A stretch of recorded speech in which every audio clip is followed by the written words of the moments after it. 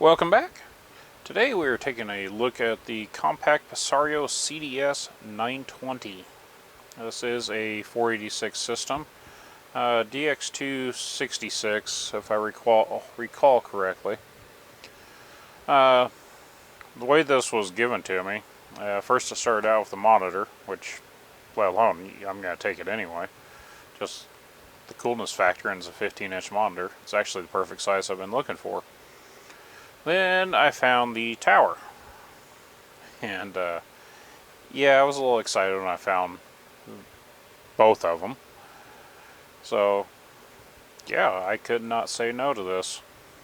Unfortunately, I do not have the mouse and keyboard to go with it. I do have some other Compaq mouse and keyboards that could go with it, but for now we'll just use the old Microsoft standby and the old HP optical mouse with it.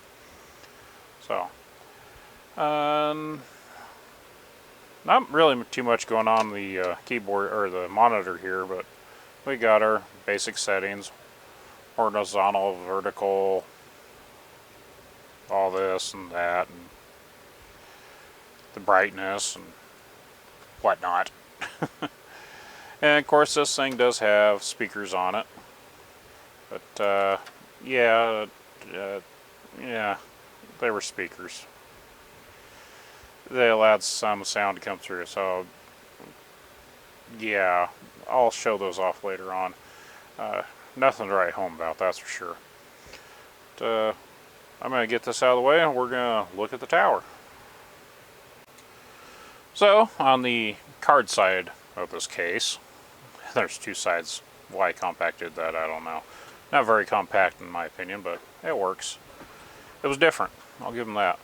So we have 5 16-bit ISA slots down here on the bottom. Plenty of room for full-size cards to go into, and if you don't have enough room for some of those great big monster sound cards, you can pull that out of there. And we have one for floppy and one for IDE connections. We have one 540 megabyte hard drive in here, and got our floppy down below, and we have our CD-ROM drive up here at the top. So yeah, we got that. The back panel is a little different from what everybody's used to seeing nowadays, but we have our COM, our VGA, PS2 mouse, keyboard,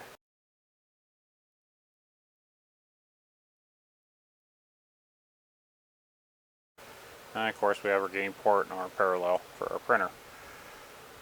Oh, go ahead and pull this off. And of course we got our power supply.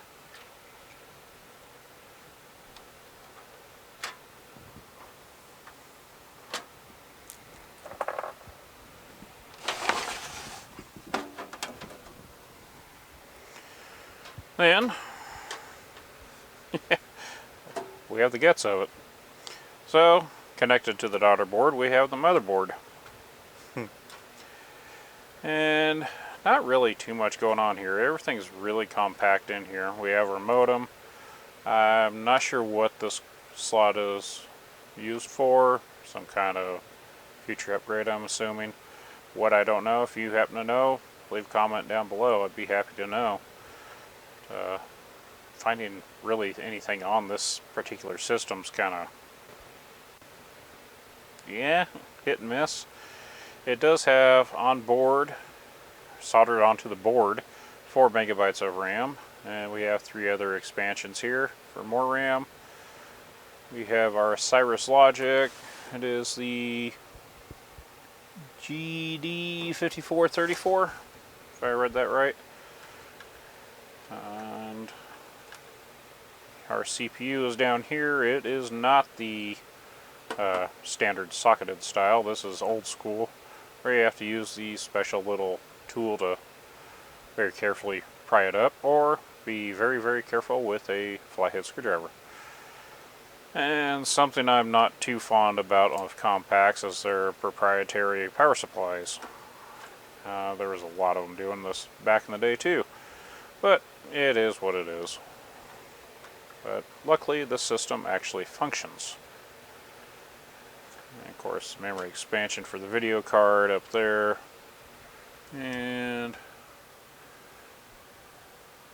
yeah, not much else going on here. Oh, and it does have the ESS sound chip.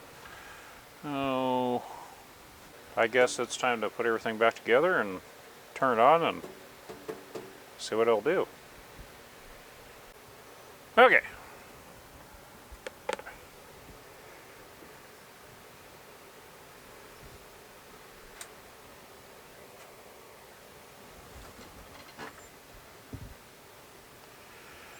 Now, I forgot to point out on here that this is a spot welded battery on here.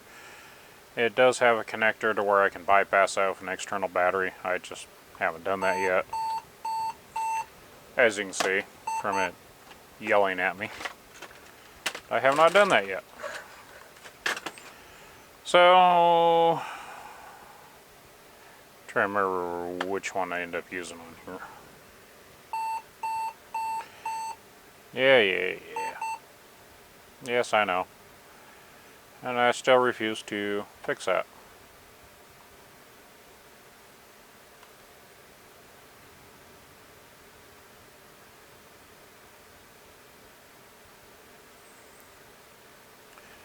And the memory stick on there, if you haven't figured it out already, the 72-pin SIM is only a 4 meg stick for a total of 8 megs of RAM.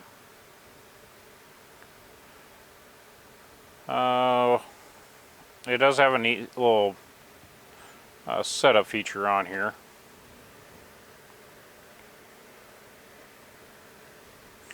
And of course we got 5 different languages. Yes.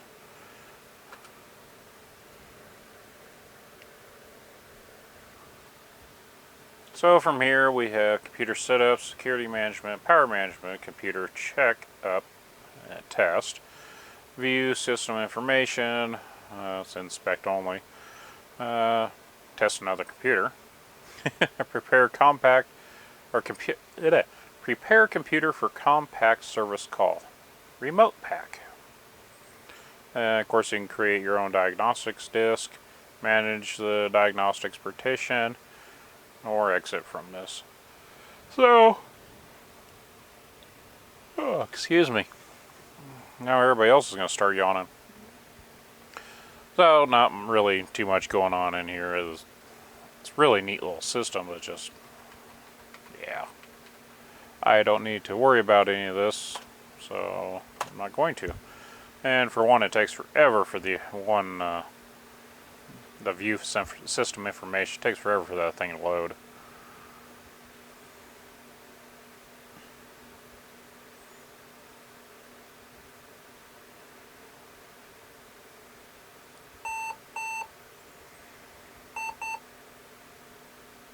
Yeah, I know. I still haven't done it.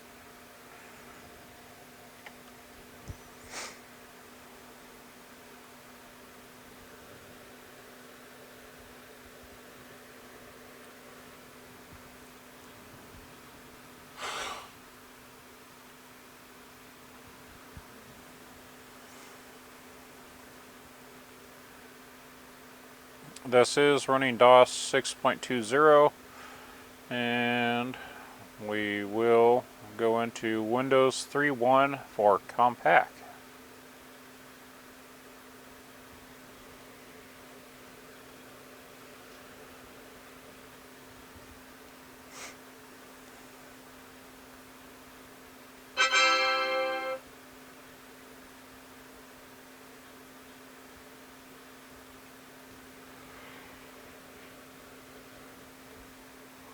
Well, crud, work group directory is invalid. Oh well.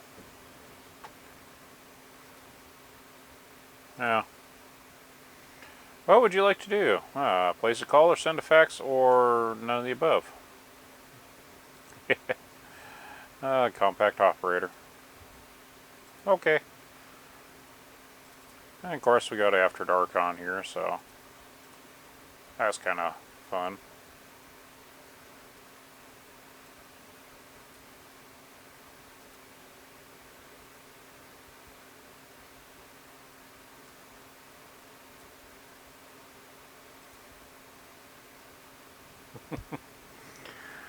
I got a kick out of that.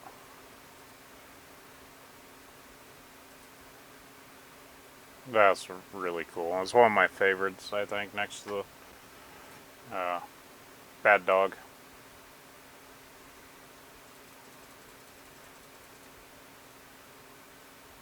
Where is Bad Dog hiding? There it is.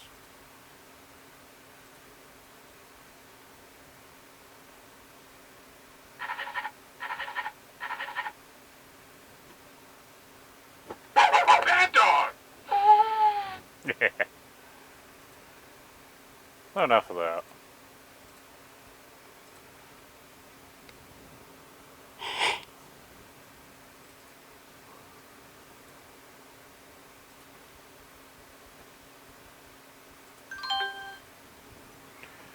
There's not much for any real useful software on there as of right now, but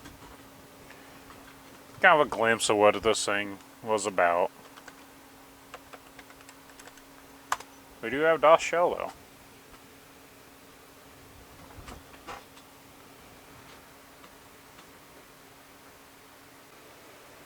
So one of the few games that will actually play on here that is on here is actually there is mislabeled as Rot. It's actually Raptor, called the Shadows. So we'll go ahead and load that one up. This is a shareware version.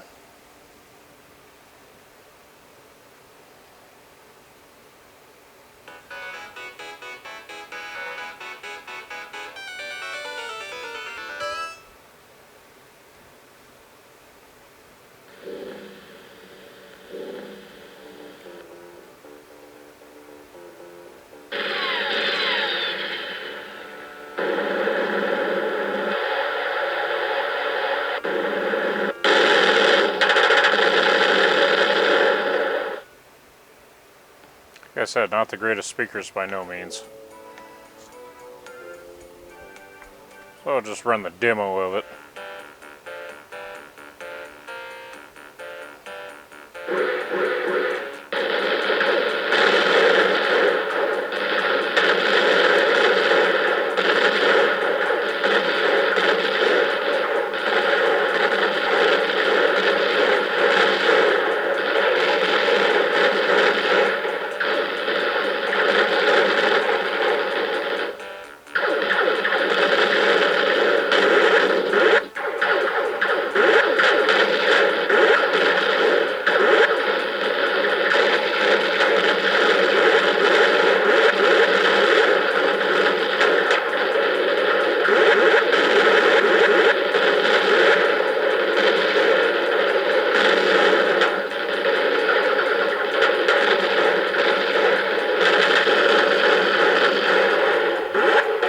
Okay, that's about all my ears can take of the tinny noise.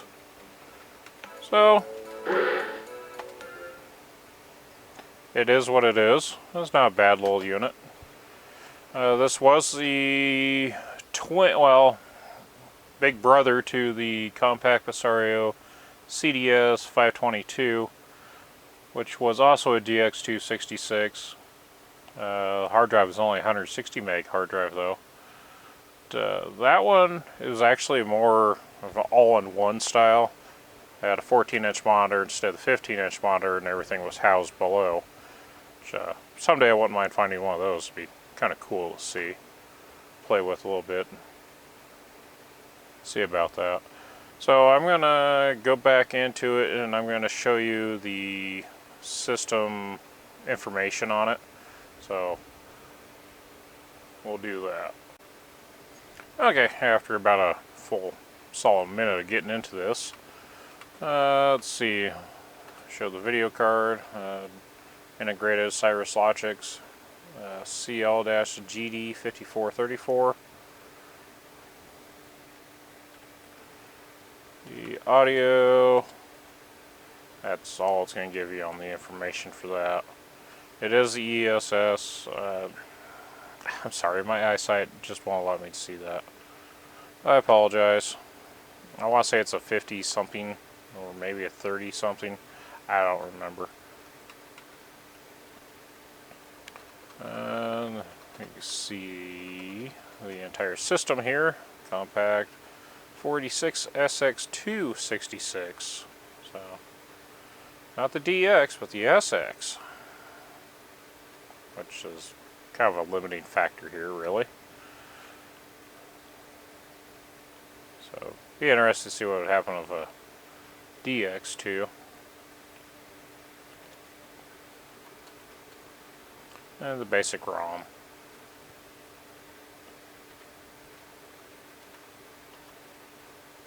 Keyboard enhanced. And of course the modem. And it's got a whopping 14.4.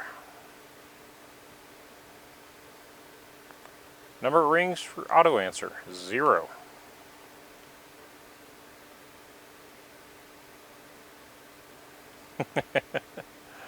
Oh, the 14.4 days. And of course we have the Mitsumi CD-ROM and the Western Digital. I'm surprised this thing's still alive. 424 megabytes. The Western Digital AC2420H. Really surprised that thing's still working. And of course it gives you your RAM.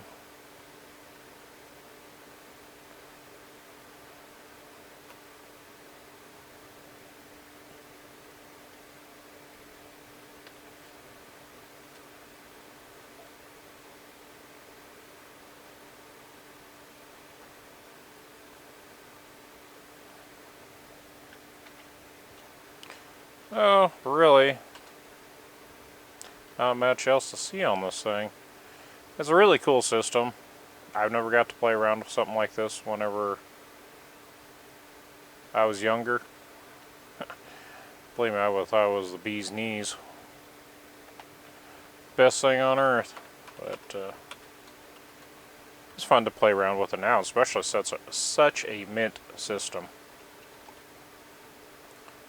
But, there you can prepare it for. Compaq may transfer some may be transferring from your system to a Compaq certain files above like in any configuration. So something there.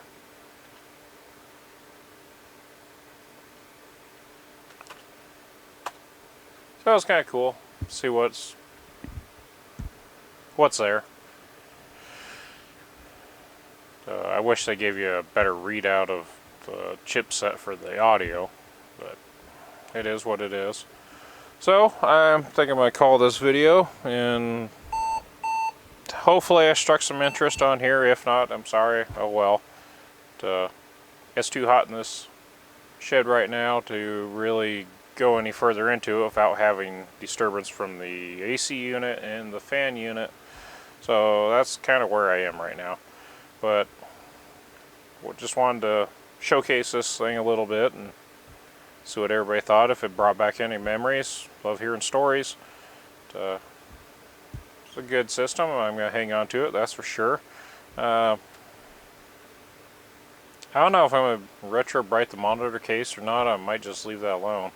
It doesn't really match the actual tower, but it is a matching tower and monitor, so just this one took on a little more sun fade than the tower did. The tower probably sat underneath a desk, so it's probably where it was. And the monitor, of course, was exposed to the UVs and all that. I did forget to mention these speakers have a on-off switch, so pushing it on actually turns it off, or pushing it in towards flat actually turns it off, and releasing it actually turns it on. Kind of a backwards switch. And of course it does have a mic or a headphone jack down here, which does help out quite a bit with this sound system. The problem that I ran into running the actual audio line into the back of the tower is it's amplified, so yeah, the sound sounded like garbage. No matter what volume pitch you had the speakers at, I could not find a happy volume without getting some kind of distortion. So that is what it is. But running it through the headphone jack definitely improved it. Not enough to actually show you, but it did improve it. So, that being said, thank you for watching. Enjoy and stay safe and watch out for those idiots.